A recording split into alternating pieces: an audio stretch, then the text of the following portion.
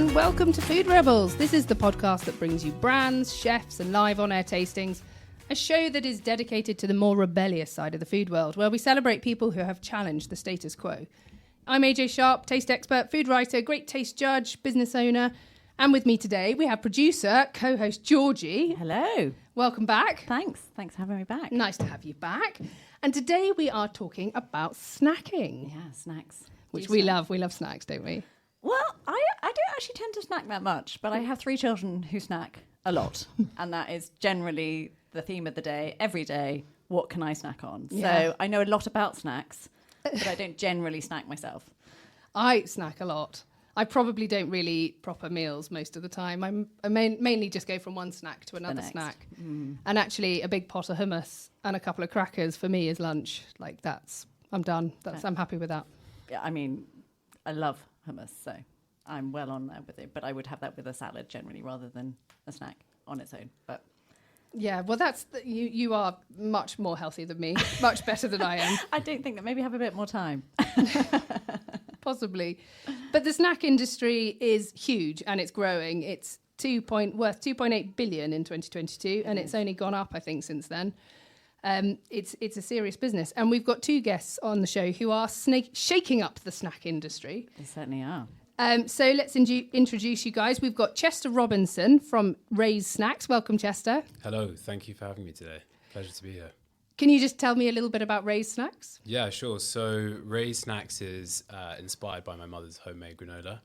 We make clusters of nuts and seeds, which are all natural, super nutritious and taste amazing. At the core of all of our products is a cluster of nuts, seeds, oats, puffed rice. And they're a great natural source of protein, fiber and antioxidants. And then what we do is we coat the clusters in really tasty ingredients like maple syrup, chocolate and caramel to produce this, I love that sound, to produce this sort of treat-like experience, this indulgent treat-like experience that also delivers some great nutrients. I love it. What a cool idea for a snack brand and a business. We've also got Hannah McCollum from ChicP. Welcome, Hannah. Thank you. Hello. Hello. And can you tell us a little bit about ChicP? Yeah, I started the brand because I was a private chef for many years and very passionate about food waste and saw a huge amount of food go to waste when I was working at private events or big sporting events like Wimbledon, and behind the scenes it was pretty upsetting to see what happens. So I was always making hummus from my leftovers and wanted to create healthier plant-based food, which was also natural. So hummus was in a growing market and it's a very versatile product. And so I came up with the various flavors that we have now from seeing what vegetables I was witnessing go to waste the most. Oh, okay. I mean, everyone loves hummus, don't they? Yeah, exactly. So if you can get a better tasting, higher quality and natural hummus, then why not? Why wouldn't you? Exactly. I mean, my kids will demolish an entire pot of hummus without really blinking an eye. Really, I think kids, it's one of the biggest markets for hummus now. Really? It is amazing. Yeah. I do get annoyed, though, when I've bought the really posh hummus for me and my friends to have some posh crisps and posh hummus. And then I realise that half a cucumber's disappeared and the entire pot's gone. He's like, oh, it's really good, that hummus. Like, oh, great. It's gone into a 10-year-old who really has not tasted any of the There you nuances. Healthy snacking, though. But rather healthy than snacking. digestive biscuits or something else, you know. Right. So, because it's high in protein and... High in protein, very high in fibre, ours in particular. Healthy fats, you know, and vegetables, tahini, full of nutritional benefits. And it's a massive waste product of the vegan industry, isn't it? Because the aquafaba, the water left behind by chickpeas, is used as an egg replacement. Exactly. And we actually use it in our product as the replacement for water because you need to have water to make a hummus. Ideally, you need more liquid. So we've started putting aquafaba back into it as well. Oh, but yeah, genius. You can mayonnaise, egg replacements, cocktails. Yeah, all that kind of stuff. So cool. I love it. So what made you start it? It was literally you're working one day in the kitchen. Paint the picture for us. Yeah, I mean, I was abroad cooking for a family for 3 weeks, and that was the main experience I remember out of all the cooking jobs that I've done, where I was always making dips after like the dinner for them to have lunch the next day, and it would be a kind of summer holiday and lots of different colourful dishes. And so I had multiple dips on the table and everyone was like, what's the diff of the day was the theme that kind of quite quickly caught on. And so I was like, gosh, because the kids were all eating the dips, which then the mums were like, this is great because they're eating like really healthy vegetables that are hidden. I was like saving them food waste and saving money ultimately by not always buying new food and then putting it in the bin at the end of the day if it didn't get finished after dinner. So when I got back to England, I was just slightly unsatisfied in the job that I was at, but I then was making a kind of business plan for my desk and making hummus every time I went home for dinner. I hate cooking for myself, so it was just like blend. Amazing. So what you said from your desk, so that wasn't your private chef job, that was separate? No. Private chefing was very part-time, just here and there, something I loved. So you had a desk-based job before this? Yes. What kind of industry were you in? It was like a private family office. I had fingers in many pies. It was like project manager, doing film production, to helping run events at hotels, to running sports boxes, organising my boss's travel itineraries, complete array of stuff, and just learning how to work Excels properly, diary management, all those kind of things, which I think is actually quite important to get a great basis before you start in your own business. So yeah, it was amazing. I absolutely loved it. Amazing. I'm always really fascinated to hear what industry people were in before they jumped across. Yeah. We've had people in here. I mean, the guy from Holy Moly was a BT engineer before suddenly being like, guacamole. We should really talk more about guacamole. And it was like, what? I love it. Really, really cool. So how did you go from being in that one job to then starting up a business? Because obviously there's a huge step between deciding to leave your job and making a brand or a successful brand. Where do you start? How do you start? Where do you... what did you start with? I'm presuming the product and tasting and all that kind of stuff, but then you've got packaging, you've got logos. How did you get into that? I think I'd listened to my father a lot, who's quite entrepreneurial, and just like had it ingrained in the back of my head, and didn't necessarily know how to. But I had at university started my own like skirts business, and from that I got given like a business management course off the back of like winning an award. And I don't know, in a way I don't actually know if any of those skills came into it, so I guess I just found everything chicken and egg. I was like, right, look, logically, how do we go and do the research on the market, then start creating the recipes and finding the first thing I did was just contact loads of farmers to find out actually where I'd be able to get my surplus ingredients from. And then I was kind of directed to London wholesale markets, because that was where you needed to start on a smaller volume, because farmers would require like truck loads of, and that wasn't sustainable to start with. So then I found my suppliers, and then I would make the recipes at home. And then I did focus groups with my friends on which recipes were the nicest. And then from that I was then looking at packaging at the same time as reaching out to little independents to start stocking. And then I was meeting a lot of founders all the time. Just how are you managing to meet other founders? I went to a lot of networking events, and then slowly I'd speak to people who would then be like, oh, you should speak to that person, and then I'd reach out to them. And they were amazing with their time. Like, they say, come and see us in the office and I'll sit with you for half an hour. And then that would just slowly line your journey up, really, and help with various decisions. Someone said, go and get a manufacturer, don't produce it in your kitchen because the headache of that. So then I was like, right, so then I would go and find a manufacturer. That's really interesting. That's so lovely to hear that people are so generous with their time, and they understand what you're going through, what you've been through, and they're really wanting to help you succeed at the same time. That's really lovely to hear. It's not closed off. I think that is the food industry, though. I think, having been to many bread and jam events and things, I'm always blown away when I'm hosting a panel of how generous people are sharing how they got somewhere, or even their distributors and their contact details and things like that. You're just like, this is amazing, because everyone genuinely wants everyone else to do really well. I think when you've got a good brand and it's got some purpose behind it and it's got something important to it. I would say exactly that.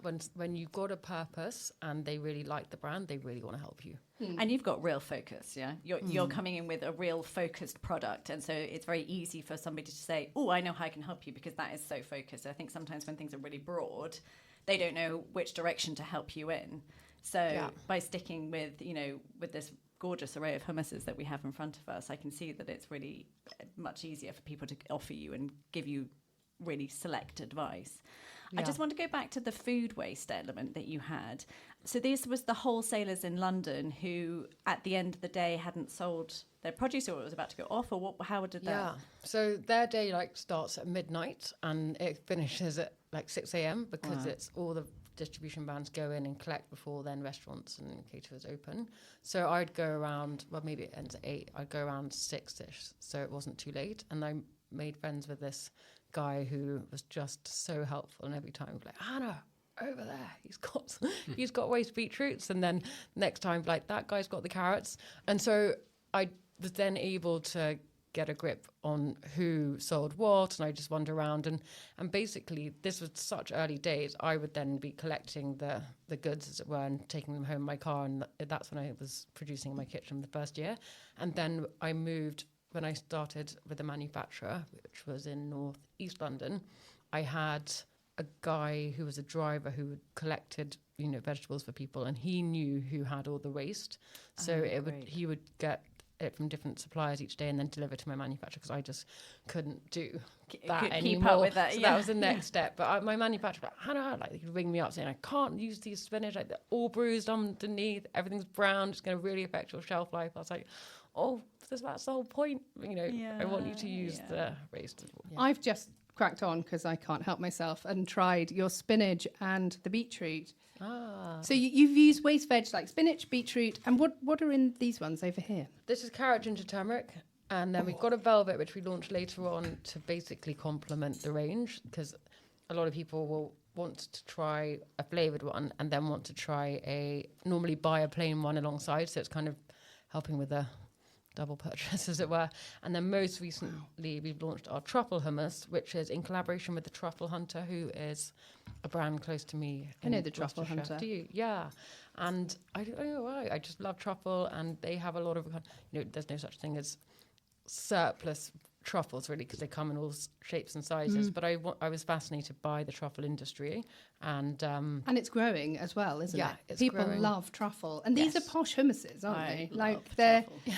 they're really lovely. They've got complex flavors. There's a lot going on there. That ginger, turmeric, and carrot one it's sweet, but it's savory, but it's umami. There's so much going on there. It's absolutely delicious. So our beetroot one is our best seller by quite a long way. It's fascinating, but I think the truffle is...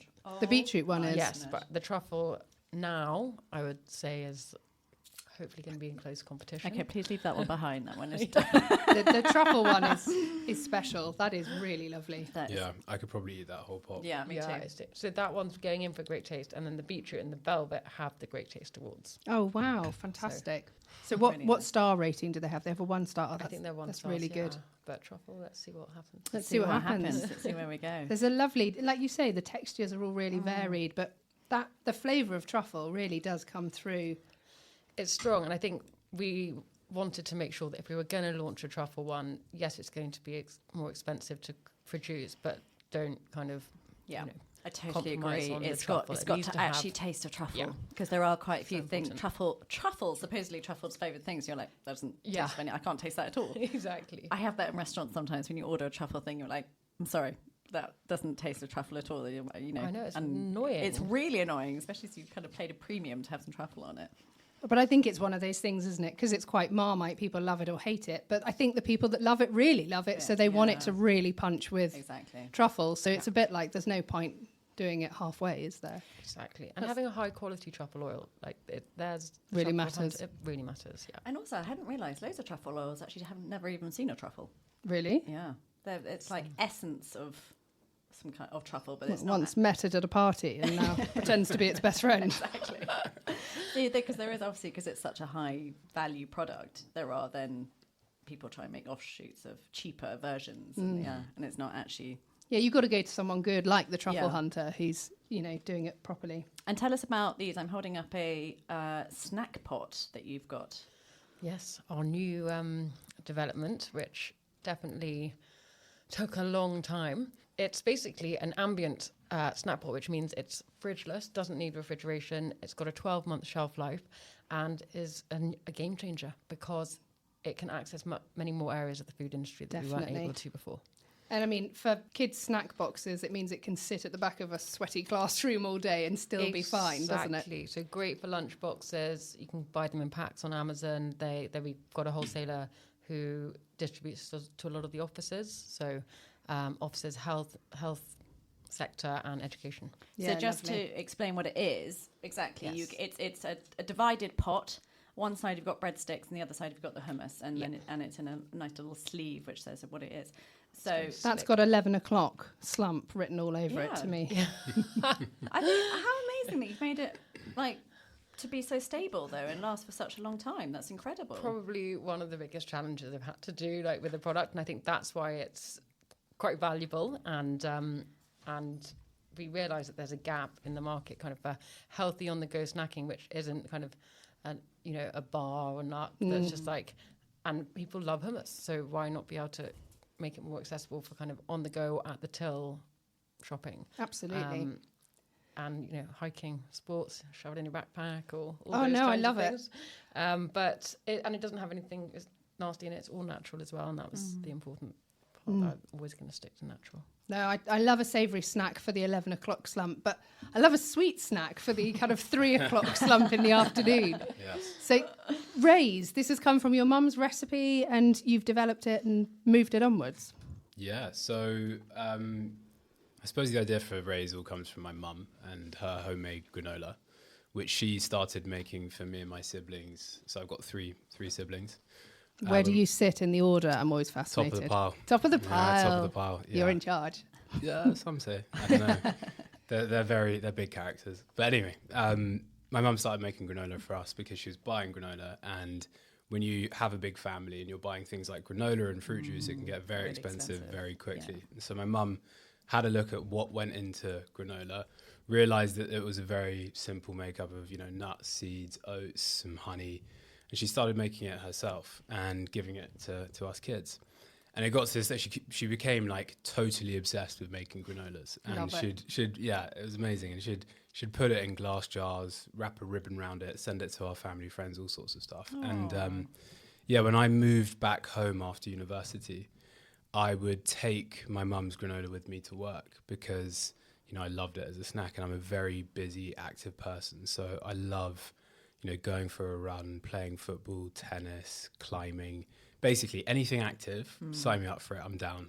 And I needed that snack to sort of fuel my busy day. And whenever I couldn't take my mum's granola for whatever reason, maybe because we'd all finished it, but whenever I couldn't take it with me, I'd look for an alternative on the supermarket shelves. And what I'd often find was, protein bars, which I'm not naming names here, but they are packed full of weird artificial ingredients that no one can pronounce, let alone know what it is.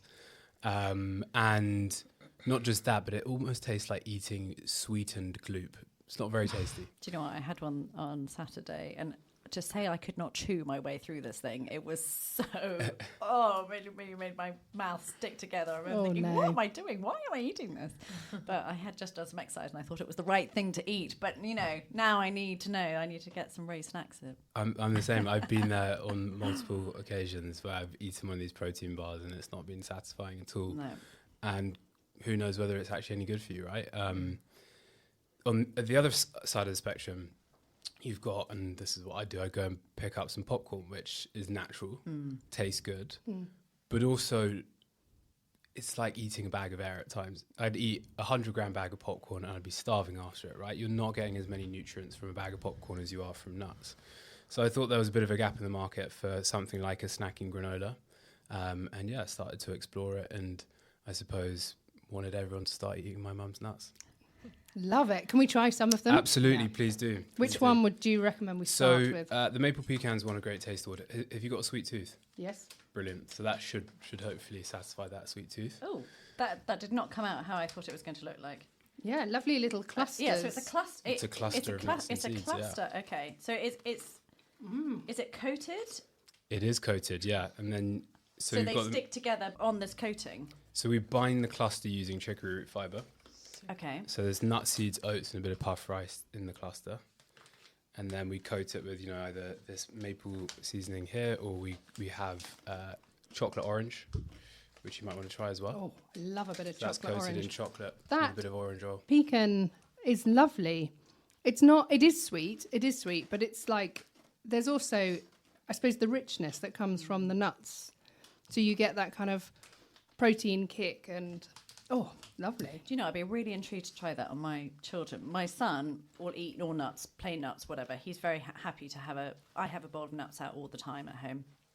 He'll go and snack. My daughter refuses to eat nuts. And therefore, I do make my own granola, but she won't eat it because it's got seeds and nuts in it.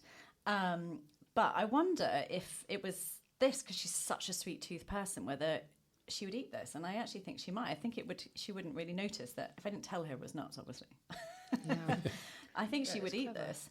I was speaking to a doctor over the weekend who feeds her children Rays, and yeah, they seem to enjoy it because of the sweetness, but she's happy to give it to them because of the nutrients in it. The challenge that we have with kids is that nuts aren't allowed in schools. So yeah, it's a real barrier. It really is. And when the main problem is actually peanut, and none of these have peanuts in, do they? that's correct. Yeah, And my mild allergy, I never call it an allergy because people freak out, but I can't really eat peanuts. But I can eat all the other nuts just do you fine. know what, actually, though, thinking about allergies, I'm not even allowed to have hummus because sesame allergies. Yeah. Really? Yeah. So a lot of the schools now are sesame free as well, so you can't even take hummus in. I remember in lockdown that was really, we had to make our own packed lunches and stuff. The list of things that we weren't able to take in. But I actually started making hummus without tahini in it. Say we can offer a tahini-free one, which kind of did solve that problem. But yeah, it's quite restricted. It's very restrictive for people. No, but I love that these don't have peanuts in, because for me, Can I try one of the other flavors? I love nuts. I love the taste of nuts. It's just that the peanut ones make my mouth itch, which I don't think I is a get good that thing. with walnuts. With raw nuts? Walnuts. Oh, walnuts. I get itchy tongue. I don't actually know if it's officially an allergy, but it's certainly not that I comfortable. eat them anyway. Do you want some of those? Which one am I trying now? Dark chocolate and sea salt. Oh, lovely. Yum. yeah. I like to. If you're into chocolate orange, then it tends to be pretty popular. It's a bit like a healthy Terry's. Yeah, I love a chocolate orange. And what I love, one of the other snacks I have is chocolate coated almonds as a pick-me-up in the afternoon, which I think comes from Forest Feast or someone. But these are lovely. Like they've really got nice. all the different flavours in.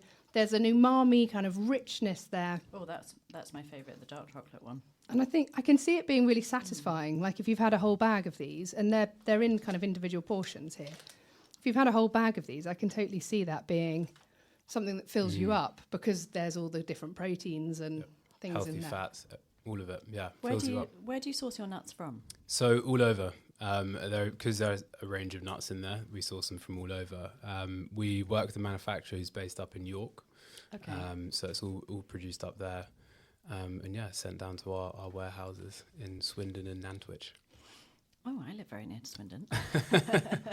How did you start? How did you start this process from? Yeah, so there are a ton of similarities and parallels of Hannah's story, as you can imagine. So, I was trying to take my mum's recipe, my mum's granola, and Does she still make your granola? she does. Does she? Yeah, she Excellent. does. I love Not, that. not as much, which is probably a good sign. Maybe Ray's is filling the void, I suppose. I don't know. Anyway, but so I was trying to take this recipe that my mum had come up with and scale it, right? Which is challenging, and I don't have a background in food, so I had no idea where to start. And What is your background? so all sorts of things. I've done so many different jobs. I suppose you could probably say that my background is sales and marketing. I worked in tech for a bit. I worked for an ad agency, so yeah, definitely say it's sort of sales and marketing.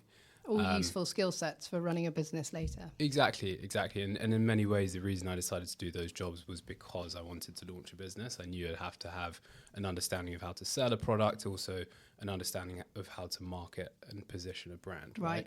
So those things help with that. But, when you actually launch this product, you start with no clue on, what it takes to actually create a product, see it in a pack on shelf. So the first thing I did was, Mum, can we turn the kitchen into a commercial kitchen? And That'd be fine, right? yeah, that'd be fine. You're not doing anything. Yeah, exactly. Which we weren't able to do anyway because she didn't have enough sinks. So I then started to look for a manufacturer, which is really, really challenging. And lots of small food producers will go through that. most manufacturers want to work on pretty large MOQs, which is in many ways, most of the time, prohibitive for small businesses. You can't afford it. So I sort of thought, why don't I reverse engineer it a little bit? Why don't I create the brand, the website, and start using that to sell the idea, the vision to the manufacturers in the hope that they would take a punt on me and work on a smaller MOQ. And that worked out. I managed to find this. For the listeners, what's an MOQ? Minimum order quantity. Got it. So that worked out. We ended up finding this amazing manufacturer who've been working with ever since. He's sort of become this sort of strange like father figure to me. I love him. He's amazing to work with. And we ended up launching in 2021. This is, of course, after having found someone to produce the roll film that the clusters go into and also the SRPs. So it was right at the end of 2021 that we launched a pallet. So it was December 2021, and a pallet of clusters ended up at my mum's house. And as you can imagine, she wasn't too happy about it. I could just see that in the sitting room, trying to have a drink on a Saturday night, cup of tea, putting it on top of your pallet. That's exactly what happened. That is exactly what happened. She was so pleased with you that day, She wasn't she? She was, and I was under pressure to get that stock moving quickly. So maybe it was a good thing. But so we managed to start sending out stock at the beginning of 2022. So at that point, most people were ordering via the website. And so, I was jumping on my bike, taking a box of Rays with me in my backpack with a note and hand delivering clusters of nuts and seeds to everyone, which was, I think a lot of people experience something similar to that with their journey, right? You really do start from the ground up. And I delivered to Fortnum's weekly on my bicycle. In the back, here's another tray. I love this. I love that you're on your bike as well. Always. There's just something Still am. wonderful. So wholesome about it. Yeah, you need energy. Yeah. You need some serious energy to do it. Just stop, have some snacks, keep going on your bike. Love it. Exactly. And then I think after that we obviously tried the product in retailers.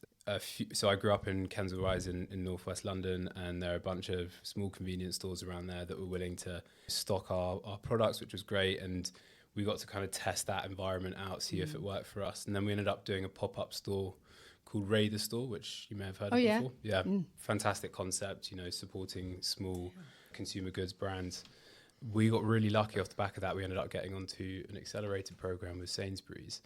The journey, it sort of moved relatively quickly, and we're now listed in Sainsbury's, which is super exciting. Fantastic. And how much for a pack of Ray's snacks? $1.25. $1.25, very reasonable. That's very reasonable. How about you, Hannah? Where's ChicP stocked? Where can we buy it? You can find it on Ocado, Booths, Whole Foods, Planet Organic, and Co-op societies, and the new Snapbot on Amazon as well. And then on independents across country. Fantastic. That is absolutely excellent. I will be putting both of these on the shopping list from now on. That's amazing. Absolutely. Thank you so much to both of you. I can't believe we're out of time already. Oh, wow. Thank Already? you. That was quick. It's flown, hasn't it? Thank you so much for coming in. Thank you to Chester Robinson from Ray's Snacks, and thank you to Hannah McCollum from ChicP. Thank you for coming on the show, both of you. Thank you. Pleasure. very much. Thank you for having us. And thank you to Georgie for coming and co-hosting and producing this brilliant show. You've been listening to Food Rebels, which is available on radio stations around the UK.